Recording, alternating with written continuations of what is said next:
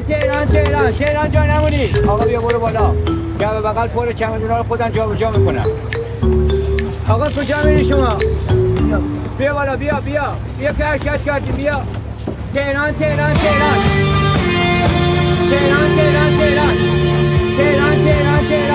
جا نمونی.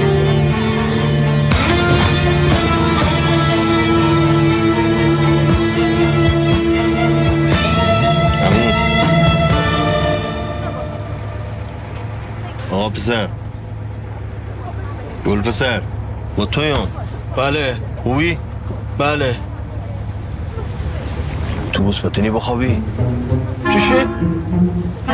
نگاه کن اینجا رفق نداره ما، اما برسم تهرون سرا افسری همش سبزواری نصفش رفقامه. نواست جمع چی داری میگی برای خودت؟ ما تو اتوبوس که میام خوابم میگیره. خب مو چیکار کنم؟ بقیل ای بنده خدا خانم معذبم. ای بنده خدا هم فکر کنم معذبه. بدونی جاتو با ما عوض کنی؟ مشکل نه. اتفاقا ما برعکس شما دیمین اتوبوس اصلا خوام نموبره، اصلا اینم جو تا مقصد بیدارم. مشکل ندارم. یک زحمت دیگه هم برد دارم جان شارود که میرسم مول بیدار کنم. مقصد اونجا میخوام پیاده شم. چش شارود بیدارت مو چش. به راننده نگم دیگه ها؟ نه بابا من صندلی هواپیماست که بهشون نه میخوام خود ما عوض منن دیگه. نه من صندلی رو نمیگم که شارود که میخوام پیاده برم منظورم اوه. نه خیال راحت اینو جوق بیدارت منو خیالت راحت. وقتی بیا عوض کنم جان.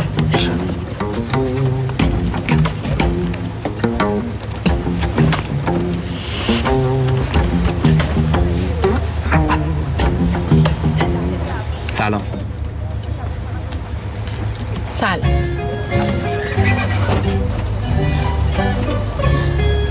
خلاصا نگین خانم مام ازی بر ارشد آسایشگاه توقع داشتن از ما. جون فرمانده گردانم ده خطر. گفتم چیکار کنم چیکار نکنم.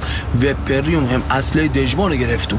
دژبان گفت آزاد داری چیکار میکنی تو هنوز آموزش ندیدی؟ آقا ببخشید. بله. جای نگه نمیداری؟ یکم جلوتر وای میستی. داداش فقط جایی که مستی حتما سوپرمارکت میشه ما ضعف کردم.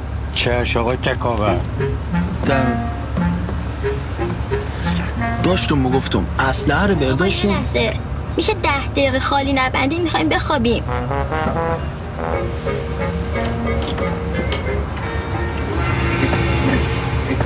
من تو کیفم خوراکی دارم اگه ضعف کردید.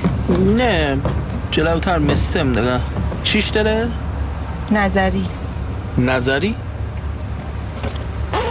نظری همه جا جوابه. اوه نظری یه الان تبلیغات دیگه درسته؟ آره دیگه. ببین تازه قرعه کشی هم دارن، جایزش 100 میلیون بچه نقده. کلی جایزه های خفن دیگه هم داره که تو کپشن همین پست پیجشون رو تگ کردن. حتما ببین. ایوان من صحبتم خیلی خوش میزست. ایوان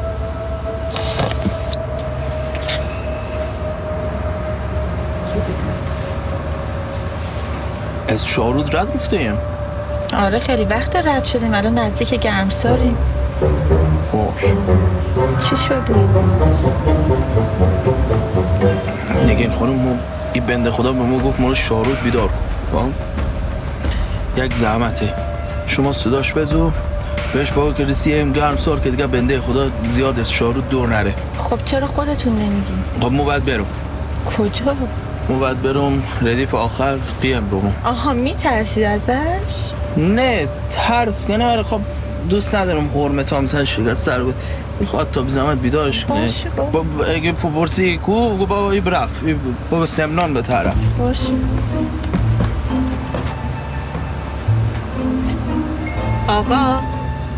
آقا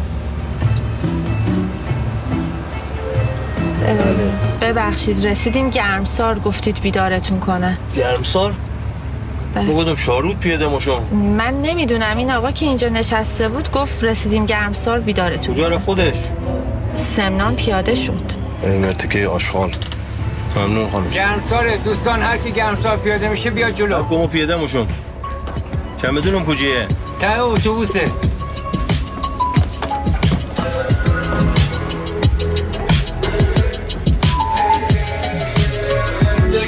فیلمایی قصه بیام دل ای دختره رو بیام ای دختره حواسه برکت تابلو شاق میده ندیام. تابلوی شارود ندیم یک بلای سر در بیارم که همه تابلوها رو شارود ببینی.